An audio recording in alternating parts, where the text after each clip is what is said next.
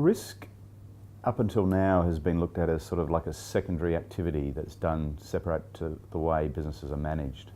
From Brooke, we focus on just how implementation works and how organisations successfully implement their strategy.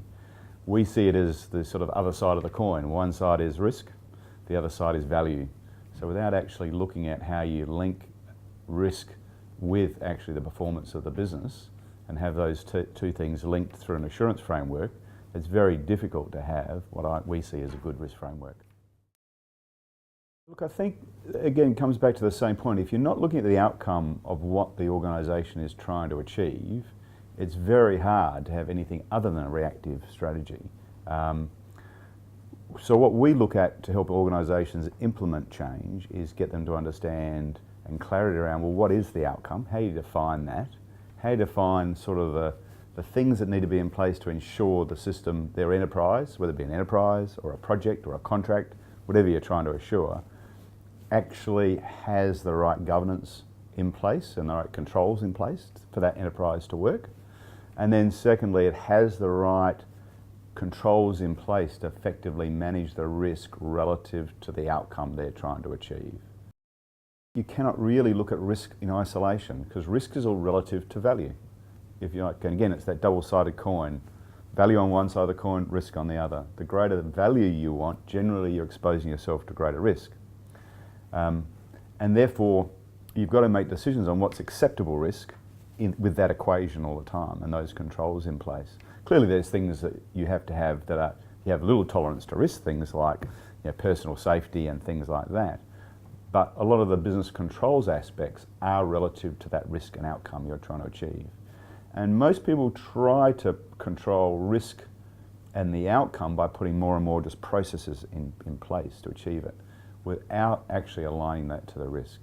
So what we've seen over the last 10 years in business around projects, around contracts, around strategies, just more and more process or overlapping risk processes, overlapping management processes, but yet the fundamental success of the outcome, how well projects or enterprises deliver their outcome, is actually not getting any better. It's actually the same number are failing, the same number are not achieving what they said they were going to achieve. So process for process sake is not a remedy to success.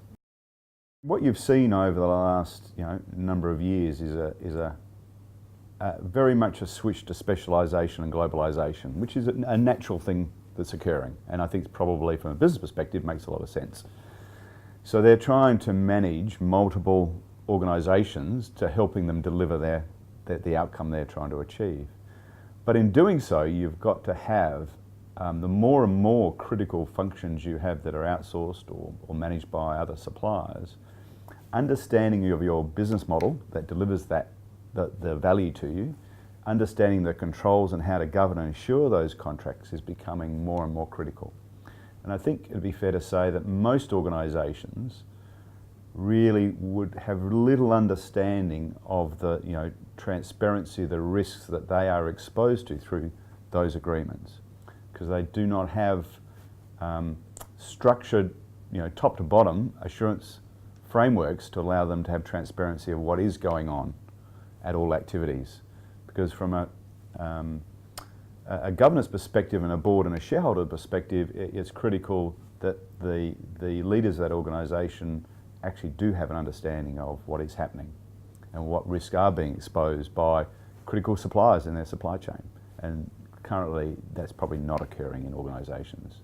So I think there really is a fundamental lack of understanding all the risks that most businesses are exposed to, and it's not until the accident occurs or the mistake occurs or the major project doesn't deliver or a major supplier does something terrible that they get caught out. But time now needs to change so they don't get caught out. They actually have transparency or understanding what those risks are so they can be better managed. And that's what we look at trying to help organisations do. Organisations need to have transparency of the activities and the risks that are being exposed to really any person that does an activity in their organisation.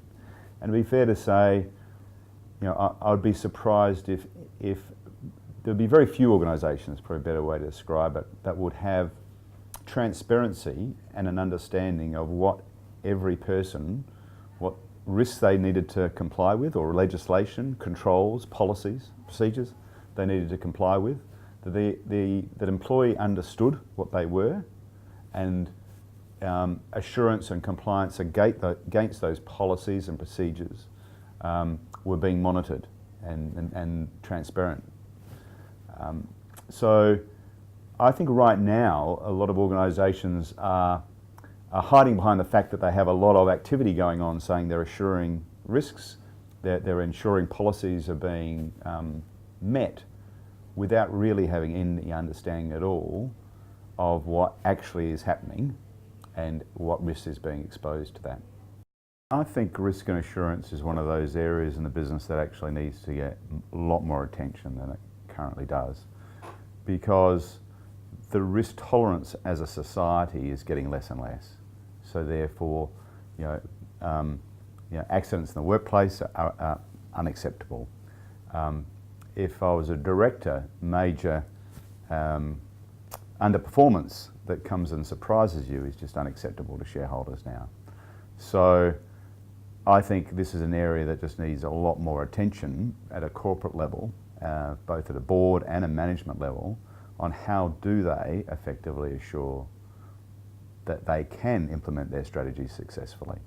And that's sort of the area that we tend to focus on, is how do we help organisations successfully deliver what they were planning to deliver?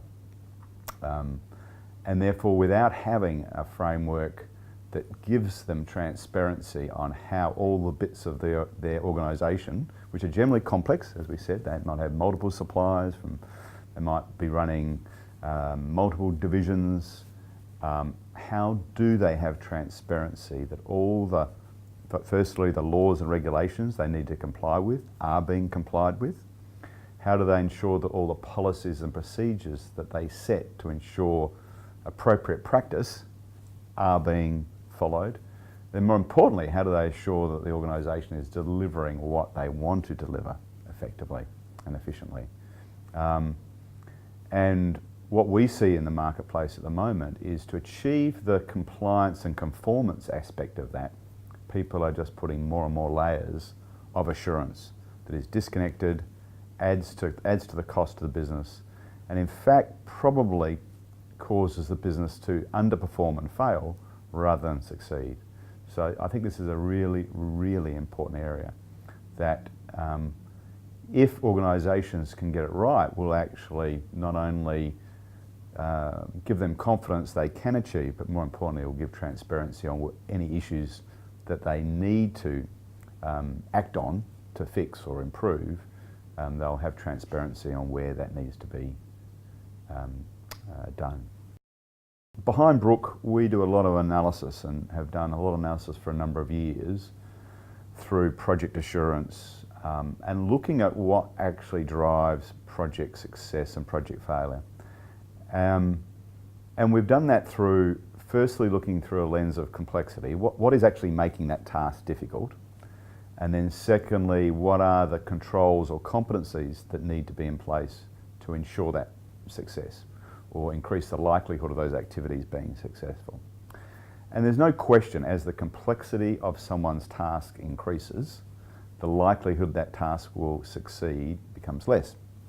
However, there are organisations that can do very complex tasks quite successfully. So what is it? What are some of those underlying factors that cause project failure? And look, from our analysis, there's two things that directly correlate to project failure consistently. One is just the absolute number of parts. So if you have a very complex thing to do, it might be building submarines that you haven't done before, or whatever. That leads to very high complexity. And the other thing that directly leads to complexity causes project failure is things like ambiguity. If you're actually not sure how to do a task, and change programs often fall in that category. You know what you want to do, how to get there you're unsure of it. But it's critically important to the business. You start down that path, but you're unsure, and you won't know exactly what to do and how to do it until you're, along the way. The greater the ambiguity, the less likely the activity will succeed. So with that sort of, those sorts of situations where projects and activities fail, you need to have assurance through those activities, because you've got to understand what's going to drive the likelihood of that thing failing. Therefore, what aspects of either competencies or controls you have to have in that activity to assure success. And that data is known now, but most people don't take advantage of it. They just put more and more controls over everything to assure. But generally, that doesn't lead to project success. And often it comes down to the competency aspects of, it's human aspects of projects. You can put as many controls if you like, but if you've got ambiguity, it's a judgment call by someone that has the capability and competency to make some of those risk-value trade-off decisions we were talking about earlier when it comes to assuring an outcome. So yeah, this is becoming more and more, as the world becomes more and more complex, as the rate of change increases, the ability to people to dynamically understand this will really, I think, be a differentiator of who successfully implements things and delivers their strategies versus people who don't. Organisations that don't have good assurance systems sitting over their enterprise or their projects will continue to be in the underperforming category.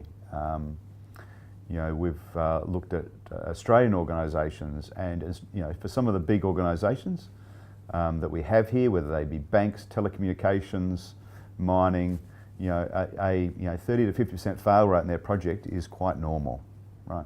Now, clearly, going forward, as margins get tighter, that's unacceptable. It should be unacceptable now, but it gets hidden.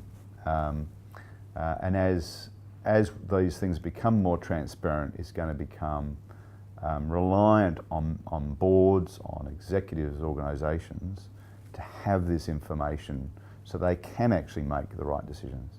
And at the moment, they don't have it, so it goes hidden. And it's only when a couple of the big projects fail that it becomes public. And really, that's probably not good enough to shareholders, or if it's in the government, to taxpayers, and we need to do better at that as managers. Brooke has an arm in Amsterdam. We do a lot of work for international companies. We find that the global best practice that it's occurring is occurring in very small pockets. I think everyone's struggling with this. We just completed a large research program for the International Auditors Association, and that work was done globally. And we found that association in its own right, after research, realised that they really didn't have the skills or competencies to audit projects. Yet beforehand they thought that was a core part of their capability. So though this is not Australian thing, I don't think Australia is lagging here, but Australia is definitely not leading here. And there's just a few organisations, like Brooke, that are really trying to tackle the systemic nature of these things, and are currently working with a number of large organisations to try to get, if you like, enterprise-wise frameworks in place to assure and govern the enterprise properly. Three major trends I think is going to occur. I think at some stage, risk management, performance management are going to understand they have to get together and link up so that they're looking at the outcomes. And I think the second thing that's going to become evident to people is they have to have systems that are coherent and transparent, top down and side to side. And what I mean by that is that they have to know every activity in their organisation is being done properly, being done to the law, being done to their procedures, being done in a way they like. And at the moment, that would occur in very few organisations. I mean, we've done some work in banks here in Australia looking at advice, financial advice. And there was very little understanding of the controls that were required to be in place through some of their distribution arms that really surprised me, and I'm sure that's occurring across many, many businesses. So what you're going to see, I think, is a lot more science behind how they're constructing their assurance and risk frameworks. There'll be far more data being brought to the table about how to, if you like, collate the data around risk and performance so that people can understand that. Because when you think about it, what someone does from an activity and how you ensure that potentially can be geographically, in a geographic context. It can be in an activity context, because doing different activities even in a different location can put you under different regulations, different requirements. Now that sort of understanding by most businesses, and that just becomes greater when, as you said, with international businesses. So what an organisation thinks is acceptable doing this activity in this way here may not be acceptable in doing the same activity somewhere else. So I think information systems and risk frameworks will make people give better access to information so they can better put assurance frameworks around how work gets done. So yeah, I think there's going to be quite a big change going forward. And if there isn't, I think boards will struggle to be able to do their task well. So I do think this is a really interesting area that will become more and more important for governing organisations